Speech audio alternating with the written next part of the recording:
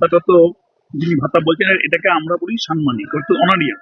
দক্ষিণ ভান্ডারে কোনো জায়গায় ভাতা লেখা নেই। তাহলে পরে অধীর চৌধুরীর কাছে যেহেতু কোনোদিন কাউকে দেয়নি, তো লোকের ভোট নিয়ে নিজে সম্পত্তি বাড়িয়েছে, তো সেই জন্য ওনার কাছে এরকমই মনে হয়।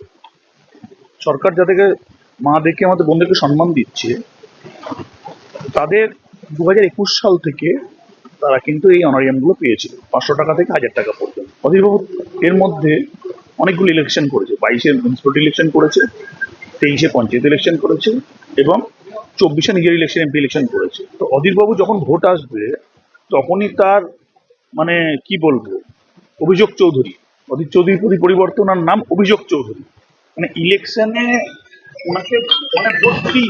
তার জন্য মানে সেন্ট্রাল ফোর্স দিয়ে গোটা এলাকা, ছোট ছোট রাস্তা সেগুলো ব্লক করতে, ওদেরকে দিয়ে ভয় দেখানো, গোটা ইলেকশন কমিশনকে তার পক্ষে নিয়ে এসে তার প্রমোশন তৈরি করা, সবকিছু তো দেখতে পাচ্ছি আমরা।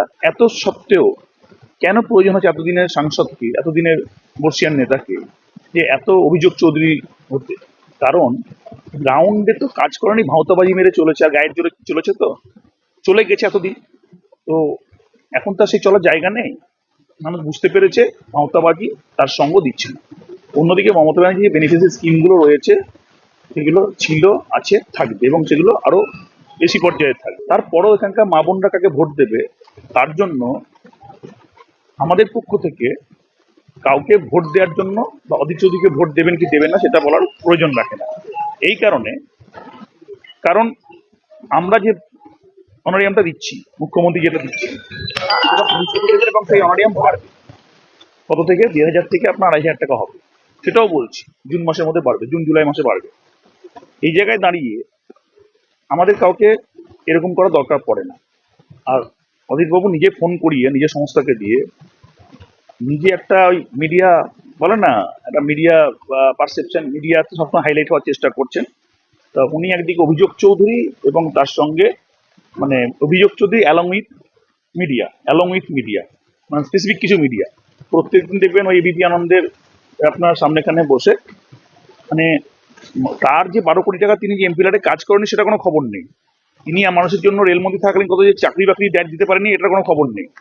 তিনি কোন কালে রাস্তাঘাট মিউনিসিপ্যালিটি করেছিল, অর্থাৎ সরকারি টাকায় করেছিল, সেটার উপর ক্রেডিট নিচ্ছেন, তার খবর করতে ব্যস্ত। সেই জন্য কিছু মিডিয়া ওনাকে এই জায়গা তৈরি করে দিয়েছে, তার মধ্যে আমি নাম করেই বলছি ABP Ananda one of them. সেই জায়গা থেকে দাঁড়িয়ে তার এখন এটা কি তিনি এনজয় করেছেন? এনজয়টা এখনো পর্যন্ত লাস্ট করেনি। এখন তো উনি নাগরিক, এখন তো কোনো এমপিও না, কিছুও না, ভোট প্রার্থী। তা সেই জায়গা থেকে ভোট প্রার্থী হিসেবে যতটা ওনার প্রিভিলেজ নেওয়া যায়, যতটা অ্যাডভান্টেজ নেওয়া যায়, ইলেকশন কমিশনকে হাত পা ধরে, তারপর হচ্ছে তার পক্ষে নিয়ে এসে মেলা রকম ভাবে বুঝিয়ে, একবারে অক্সফোর্ডের মতন ডিকশনারি ভেঙে ভেঙে বুঝিয়ে যতটা করা যায় করবে। জিততে পারবে না তো, আলটিমেটলি হেরে যাবে বলে হতাশায় ভুগছে।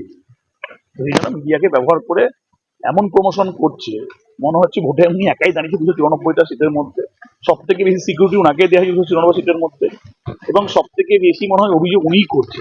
নির্বাচন কমিশনে আর কেউ দাঁড়ায়নি ভোটে, আর কেউ নেতা নন, আর কেউ প্রার্থী নন, আর কেউ এমএলএ হননি, উনি হেরে গিয়ে আবার এমএলএ ভোটে দাঁড়িয়েছেন। তো তার নিজস্ব আইডেন্টি তৈরি করার জন্য এত অভিযোগ চৌধুরী, এত মানে কি বলবো, এত অভিযোগের মানে খাতা শেষ করে দিচ্ছে। নির্বাচন কমিশন আর ওনার ব্যাপার কি সেটিং আছে, আমাদের সব দেখে লাভ। নির্বাচন কমিশন আমাদের কাছে যা গাইডলাইন মেনে চলছি, আর নির্বাচন কমিশন থেকে আমরা কোনো অভিযোগও করিনি, আমরা কোনো বাড়তি কথাও বলিনি। আর আমরা প্রতিদিন মানুষের সঙ্গে আছি, মানুষের সঙ্গে কথা বলছি, মানুষের কাজ করেছি, আগামী দিন আরো কাজ করব। তো সেই এইটা নিয়ে কাজ করছি আমরা, এবং আমাদের সংগঠন খুব অ্যাক্টিভ সব জায়গায়। এই জায়গায় দাঁড়িয়ে ওনার লোক নেই, জন নেই, ওনাকে তো মিডিয়ার আশ্রয় নিতেই হবে। মিডিয়ার উপর ভর করে উনি হচ্ছে নির্বাচন বৈতরণী মানে পার করতে চাইছেন, কিন্তু সেই মানে আপনার সফল হবে না, কারণ হচ্ছে আলটিমেটলি গ্রাউন্ডে লোক না থাকলে জিততে পারে না। উনি হেরে গেছেন, ওনাকে আরো আরো মাথা খারাপ হয়ে যাবে ওনার, আরো খুব মানে বেশি মুখে বলতে দিয়েন না, আরো পাজলড হয়ে যাবে।